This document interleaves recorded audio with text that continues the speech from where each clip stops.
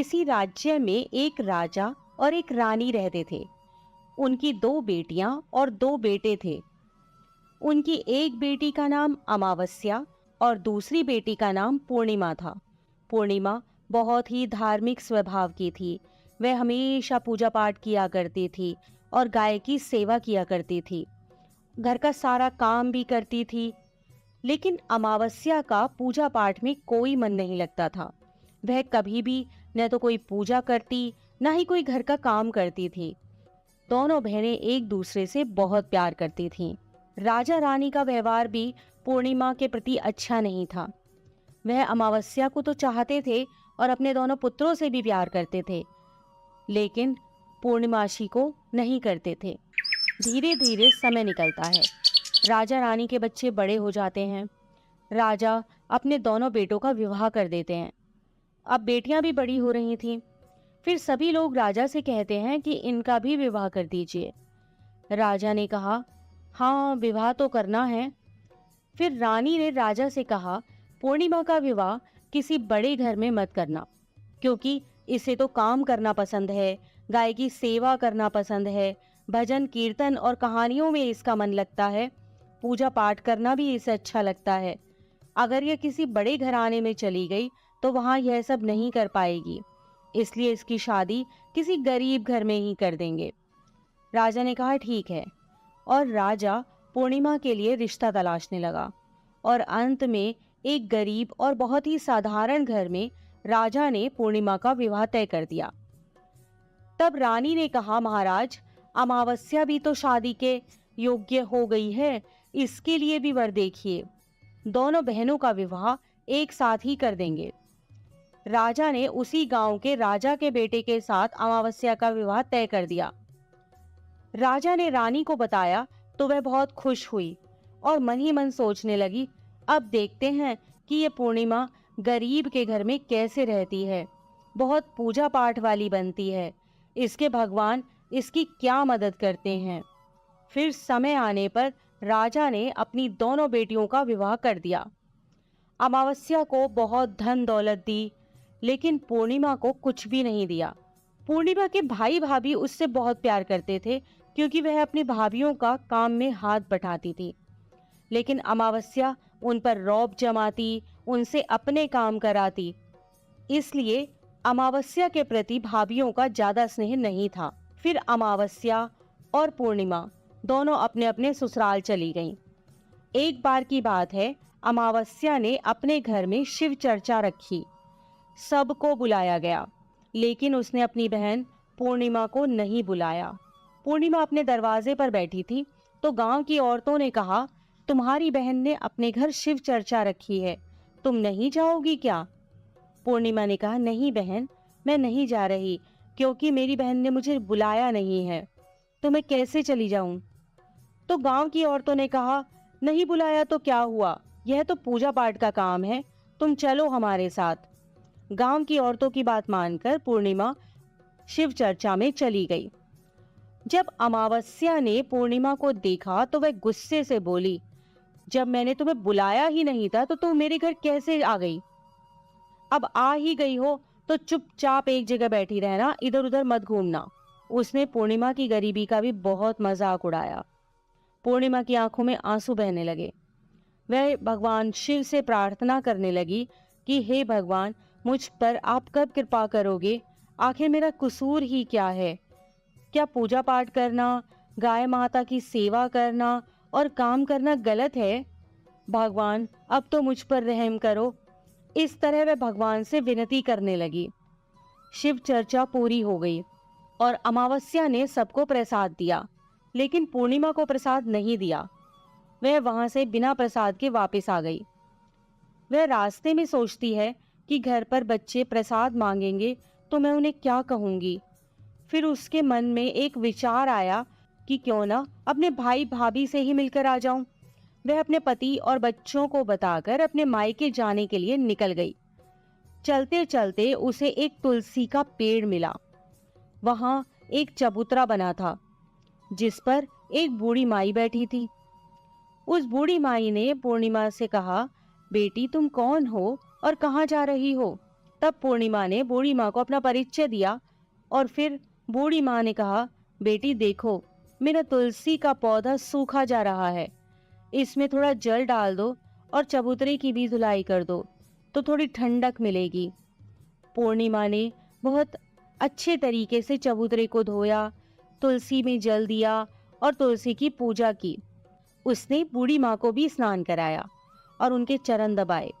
फिर पूर्णिमा ने कहा, माँ जी और कोई काम हो तो बता दीजिए, अगर नहीं है तो क्या मैं जाऊं? तो बूढ़ी माँ ने कहा, नहीं बेटी, और कोई काम नहीं है, अब तुम जाओ, और उसे खूब आशीर्वाद दिया। लेकिन तुम अपने मायके से लौटते समय मुझसे मिलकर जाना। उसने कहा, ठीक है माँ, और वह आगे चल पड़ी।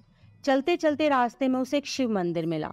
वहां भी एक चबूतरा था, उस पर एक बूढ़े बाबा बैठे हुए थे। वे और कोई नहीं, स्वयं शिव भगवान थे।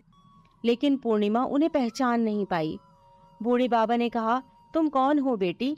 तो पूर्णिमा बोली, क्या बात है बाबा? बाबा ने कहा, बेटी, क्या तुम इस मंदिर की सफाई कर दोगी?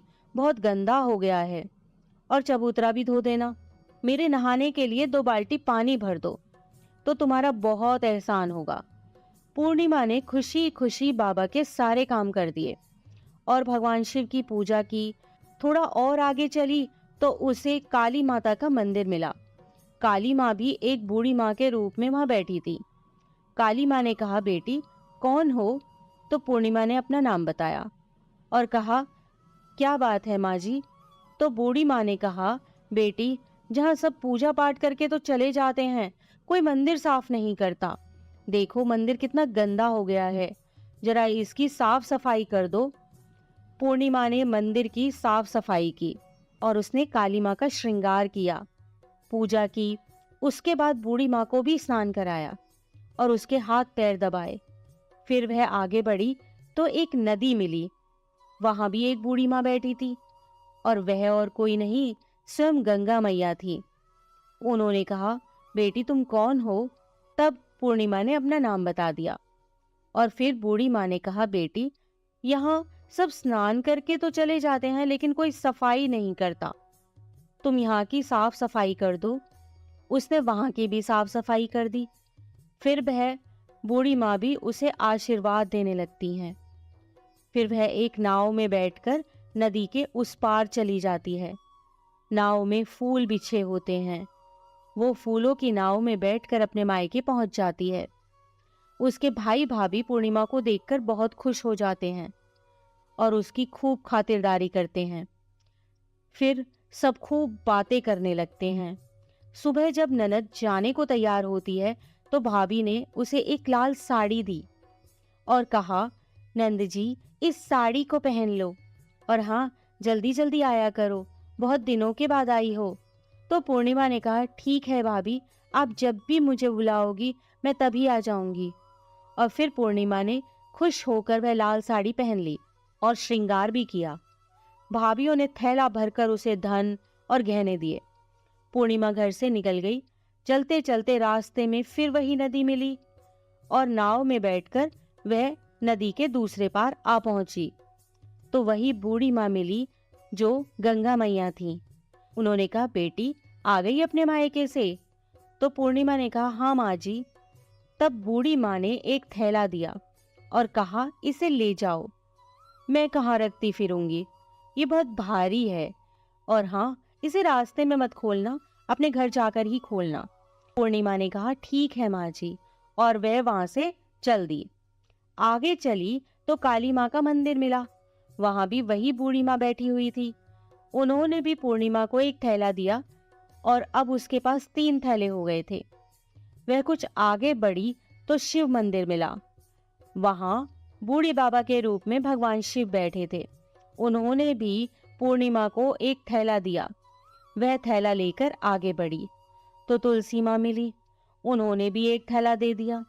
अब जब पूर्णिमा अपने घर पहुंची तो वह 5 थैले खोलने लगी। सबसे पहले उसने अपने मायके का थैला खोला। उसमें खाने पीने की चीजें, कपड़े और गहने वगैरह थे। उसने खाने पीने की चीजें और कपड़े बच्चों को दिए तो बच्चे बहुत खुश हो गए। दूसरा थैला जो गंगा मैया ने दिया था उसे खोला तो उसमें सोना चांदी भरा था।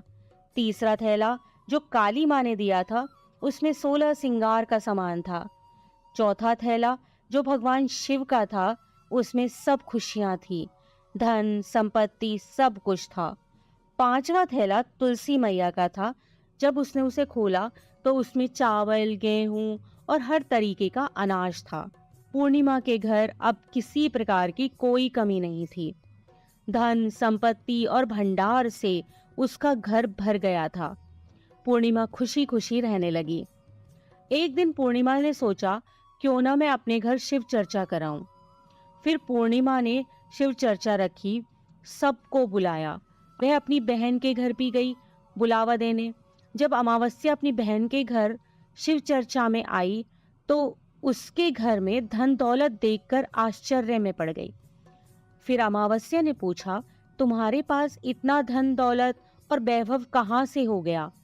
तो पूर्णिमा ने कहा, देखो बहन, तुमने शिव चर्चा रखी थी, मुझे नहीं बुलाया, फिर भी मैं बिना बुलाए तुम्हारे घर गई, लेकिन तुमने मुझे प्रसाद भी नहीं दिया। फिर तुम्हारे घर से आने के बाद मैं मायके चली गई। और इस तरीके से एक एक करके पूर्णिमा ने सारी बातें अमावस्या को बता दी। अमावस्या ने कहा, मैं भी अपने मायके जाऊंगी, तुम मुझे भी डांटो और प्रसाद भी मत देना। लेकिन पूर्णिमा ने कहा, भगवान का प्रसाद है, मैं तो सबको दूंगी। लेकिन अमावस्या ने प्रसाद नहीं लिया और अपने घर जाकर बच्चों से कहकर अपने मायके के लिए चली गई। चलते चलते तुलसी माँ मिली। उन्होंने कहा, बेटी, यह एक चबूतरा धो दो, तुलसी में पानी डाल दो।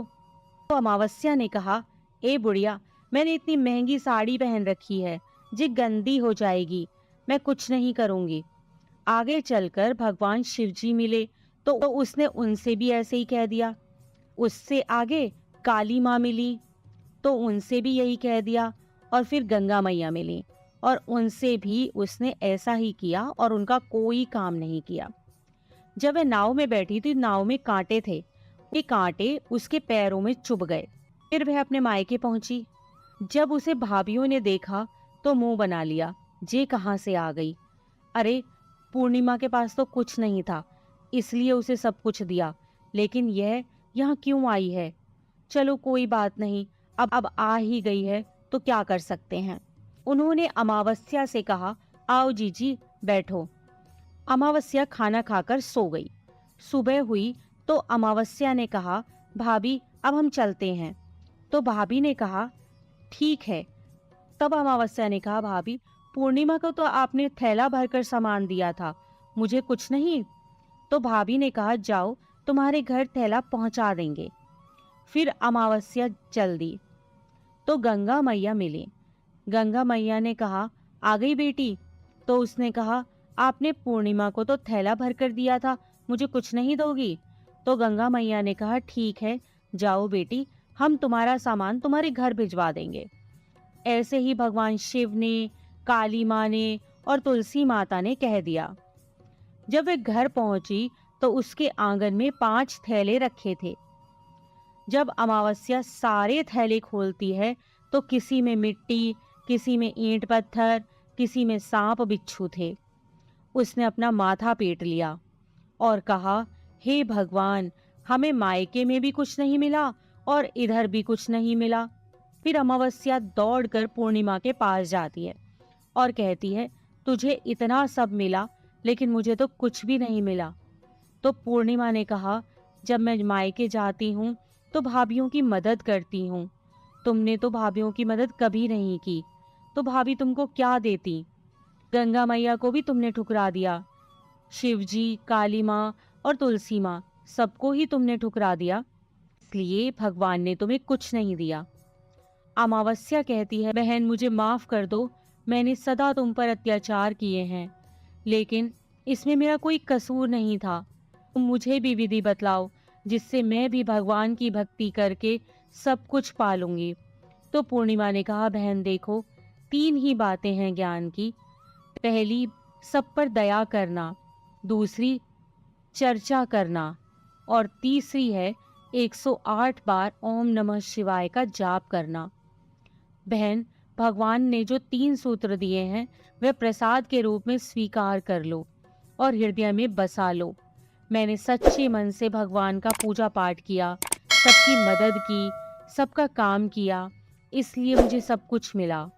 और तुम्हारे पास जो भी था वह भी खत्म हो गया। अमावस्या अपने घर गई